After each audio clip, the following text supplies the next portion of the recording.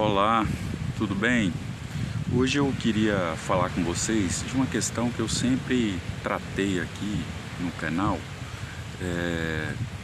às vezes diretamente, às vezes indiretamente, mas tenho pensado que faltam mais elementos para que vocês possam pesquisar, possam buscar esse debate e que a gente possa também superar, né? E superar também é reconhecer. Então eu queria falar sobre a escravização indígena, né?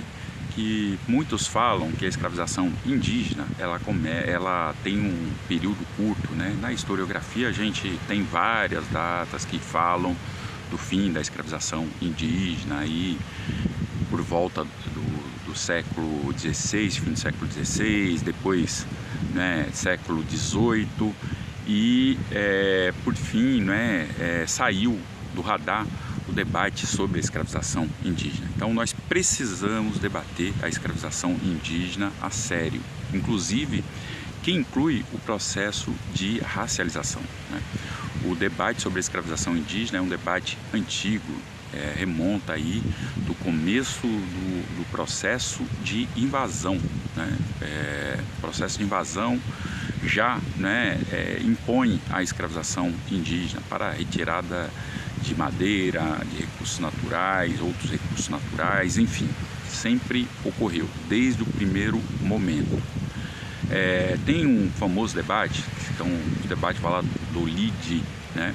Eu acho que é assim que se fala, que aconteceu na Espanha, né? E um dos principais contendores é o Bartolomeu de las Casas, né? Que discute, que a discussão que ele coloca é que os indígenas têm alma, né? Então é a primeira vez que a gente tem o debate da racialização. Sim, a racialização começa pelos povos indígenas. A primeira vez que discute-se a racialização, discute pelos povos indígenas, né? Então é um debate muito importante. Bartolomeu de las Casas perde esse debate, o processo de escravização indígena, porque o que estava em questão? Se os indígenas tinham ou não alma. Se não tivesse alma, poderiam ser escravizados, né? E o Bartolomeu perde esse debate e o processo de escravização ele continua, né, no território de Pindorama e no todo o território de Abya-Yala, né? A gente então tem aí guerras patrocinadas, né, pelos invasores e de resistência dos povos indígenas. Nós temos diversas, né? A Tamoio é a da primeira guerra, a primeira resistência indígena, a Confederação dos Tamoio, que é articulada pelos Tupinambás. Tem a Guerra dos Bárbaros, tem a Moré, nós temos uma infinidade de lutas de resistência, mais ou menos cruel, né?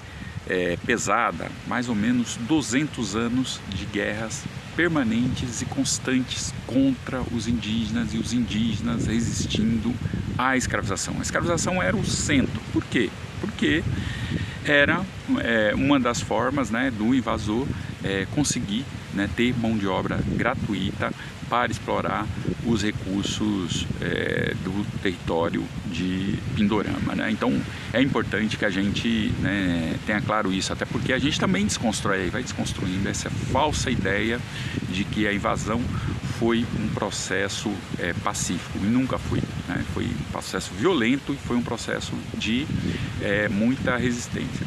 Agora, é importante que a gente vá verificando aí, né, como é que este processo de escravização ele vai sumindo do nosso horizonte, né? Eu acho que uma das questões são essas leis falsas, né? Como eu já falei aqui para vocês também, a reforma Pobalina, que dizia que os indígenas não poderiam mais ser escravizados. Mas é interessante também porque tem um elemento nessa lei Pombalina, que ele vai dizer também lá que os indígenas não podem mais ser chamados de negro, que aí a gente vai verificar as confusões que foram sendo causadas, né? Assim como o pardo, né, essa ideia, né, do indígena como negro, né, porque o indígena era conhecido como negro da terra. O africano, a africana sequestrada em África e escravizada aqui, eram chamados de negros da Guiné. Então vocês imaginem quantos documentos, né, anterior ou posterior a essa legislação do Pombal não causou confusão. Porque posterior, estou dizendo posterior porque, né, você faz uma lei, mas você não acaba com conceitos usados por decreto, né? Porque você tem um uso, você tem uma cultura, você tem um costume, né? E aí muitos historiadores, quando vai estudar a escravização, vê lá negros da terra e negro da Guiné. Se é um historiador mais comprometido, né, ele vai e vai verificar que, né, havia uma diferenciação. Nem todas e todos eram negros, né? Poderiam ser indígenas e poderiam ser negros. Mas, né, esse historiadora desavisada, né, deve ter e pode ter, né, ido nesses documentos primários e dito que, né, simplesmente para facilitar uma narrativa, dito que todos eram negros. Percebem os problemas que surgem nessa discussão, nessa reflexão da escravização? E, né, nessa reforma pombalina, o Pombal fala que a partir daquela data indígenas não seriam mais escravizados. Uma grande mentira, né? A gente teve a escravização justificada pelas guerras justas, a gente teve escravização em todos os lugares desse território, né? No norte, as milícias foram constituídas, milícias para escravizar indígenas, né? Em todo o território havia escravização. Já falei desse livro, mas tem um livro do João Manuel Monteiro que chama Negros da Terra, que vai falar da escravização indígena em São Paulo, que em grande maioria, grande proporção aconteceu até, né, o fim do século XVIII, né? Quando você vai ampliar a presença de escravos e escravas africanas no estado de São Paulo. Só para vocês terem uma ideia, o estado de São Paulo a gente está falando, mas tem diversos outros textos que vão falar dessa escravização no Ceará, em Minas Gerais, em Pernambuco, enfim, né?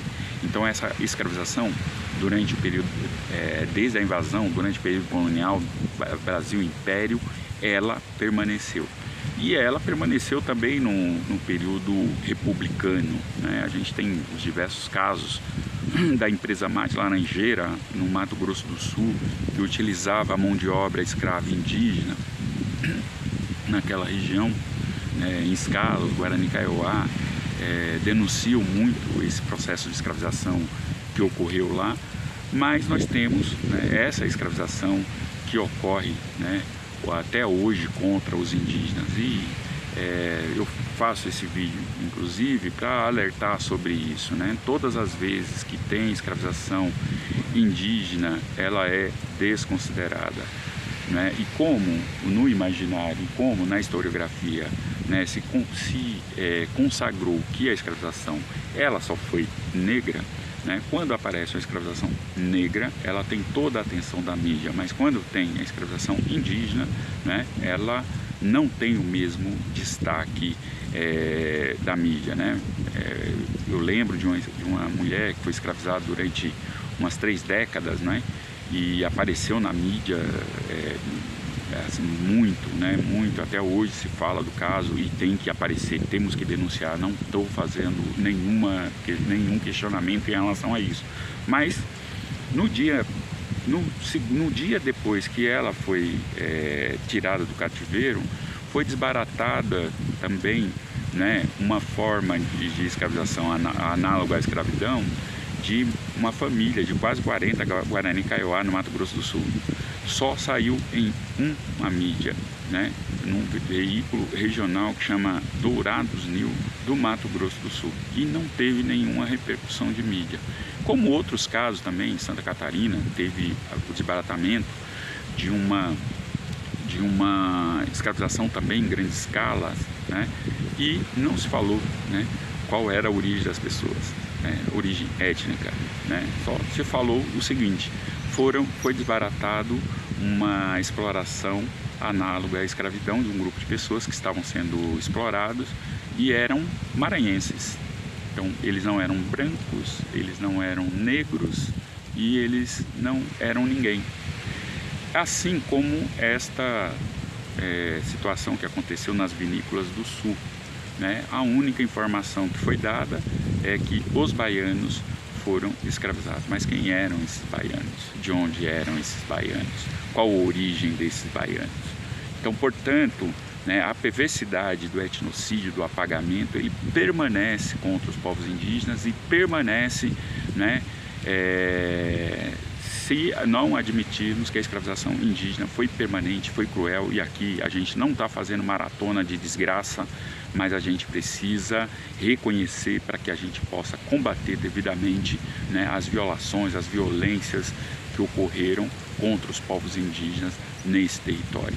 Então, é fundamental que a gente entenda que a escravização indígena ela foi permanente, foi contra os povos indígenas, teve guerras de resistência fortíssimas em relação à escravização, não só a invasão, mas a escravização, e até hoje ocorre esse processo de escravização indígena, né, nesse território de Pindorama, né? Então é isso, eu acho que essa é uma prosa importante que nós temos que fazer. Vou tentar deixar o maior número de informações para que vocês possam pesquisar, e que eu acho que isso é fundamental, né? E espero que vocês possam ter curiosidade sobre esse tema. Então é isso. Se vocês gostaram aqui da nossa prosa, né, vocês já sabem, sininho, compartilhem, comentem, divulguem e principalmente se inscrevam em nosso canal, que é fundamental para que a gente possa sempre alcançar um número maior de pessoas. E aí, e você que pode contribuir, que sabe que é importante, né, todos esses debates que nós estamos fazendo, nós precisamos de recursos, sim, né? Então, se puder, por favor, doe aí qualquer quantia que vai nos ajudar muito. O Pix é tvembaú@gmail.com. É isso aí, muito obrigado e até a próxima.